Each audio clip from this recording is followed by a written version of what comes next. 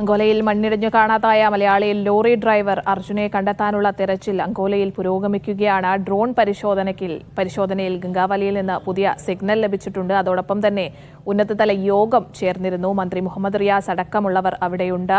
നേരത്തെ യോഗത്തിനു ശേഷം സംസാരിക്കുമ്പോൾ പ്രായോഗികമായ ഒരുപാട് ബുദ്ധിമുട്ടുകളുണ്ട്. പ്രതികൂലമായ കാലാവസ്ഥയുണ്ട്. നദിയിൽ വലിയ രീതിയിലുള്ള ഒഴുക്കുണ്ട്. അത്തരത്തിൽ അതിനെയൊക്കെ മറികടന്ന് ഏറ്റവും സുഗമമായ രീതിയിൽ എത്രയും പെട്ടെന്ന് അർജുൻ അടക്കമുള്ള 3 പേരെ കണ്ടെത്താനുള്ള രക്ഷാദൌത്യം തുടരും.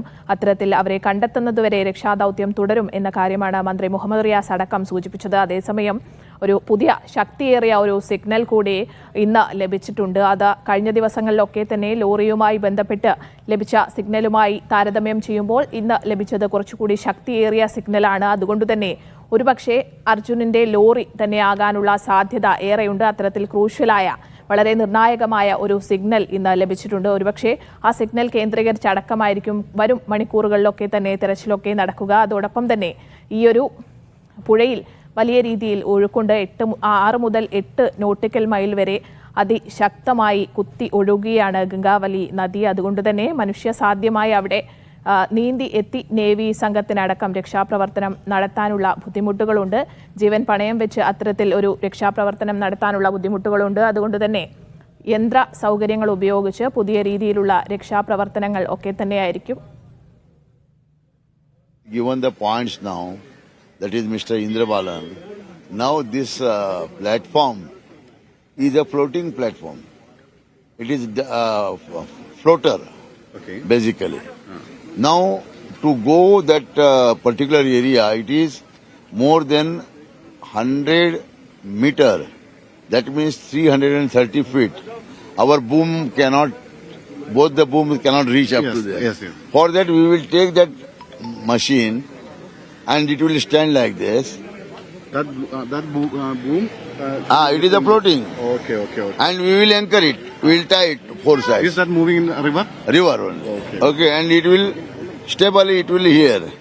Then with the help of pipe, diving people will go inside, where the exact location they have marked.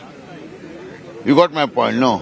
In that they will go down with the help of pipe, and they will search whether this vehicle, photographs or something like that. They will come, and if it is confirmed, then we will open this, and we will try to remove the truck. When this reaches there, here? It will be by tomorrow itself only. Tomorrow. But it will come night, but we cannot pull it down from the truck. We have to discharge with the crane to the water directly. And from there water again we have to tow, and we have to reach that particular point, and we have to anchor in that particular point. After that, we have to start. Is it a private contractor or any from any? Army? No, I have bought from the department, Goa, with my friends. These things. That's private. Yeah, private. Sir, can you please explain about that fourth signal? What is that? Now, see, number 1 signal is most probably tower of the lights. Number 2 is that barricade wall. Number 3 is truck. Number 4 is one more cabin of that gas tanker. What we are assuming like that. Okay. First, wherever he shows the trucks now, we will concentrate there itself. We will try to remove that first. Are identifying any thermal content, means human content from a river? Yeah. They have already told, no, this particular area you have to go down. That whatever that machine, the drone, it has indicated the same place. Now we are going there itself only, and we will do our work. Nothing to worry that we will stop, boss. I'm telling you, not only our brother Arjun, another 2 brothers are there, Jagannath and Lokesh. We have to search for them also. Okay, thank you, sir. Thank you. അദ്ദേഹം പറയുന്നത് ഏതെങ്കിലും തരത്തിലുള്ള tension വേണ്ട മലയാളികളെ സംബന്ധിച്ചിടത്തോളം, ഏതെങ്കിലും ആരും വറീഡാവേണ്ട. അർജുന്റെ സഹോദരനൊപ്പം ഈ കർണാടക സർക്കാർ, ഇവിടുത്തെ ജനങ്ങൾ ഒക്കെ ഉണ്ടാവും എന്നാണ് അദ്ദേഹം ഒരു കാര്യം പറഞ്ഞത്. മറ്റൊന്ന്, ഇപ്പോൾ ഈ കണ്ടെത്തിയെന്ന് പറയുന്ന 4ാമത്തെ സിഗ്നൽ അത് ഒരുപക്ഷെ അവിടെ അപകടത്തിൽപ്പെട്ടിട്ടുള്ള ടാങ്കറിന്റെ ഏതെങ്കിലും ക്യാബിനോ മറ്റ് ഭാഗങ്ങളോ ആവാം എന്നാണ് അദ്ദേഹം പറഞ്ഞത്. ഒപ്പം ഈ ഫ്ലോട്ടിംഗ് ബ്രിഡ്ജ് എന്ന് പറയുന്ന ഒരു ഉപകരണം അതാണ് ഇപ്പോൾ പുതിയതായി ഇങ്ങോട്ടേക്ക് കൊണ്ടുവരുന്നത്. അതിന്റെ ഉപയോഗം എങ്ങനെയാണ്, അതെങ്ങനെയാണ്, അതേത് തരത്തിലാണ് നദിയിൽ ഉപയോഗിക്കുക എന്നത് സംബന്ധിച്ച കാര്യങ്ങളൊക്കെയാണ് അദ്ദേഹം വിശദീകരിച്ചത്.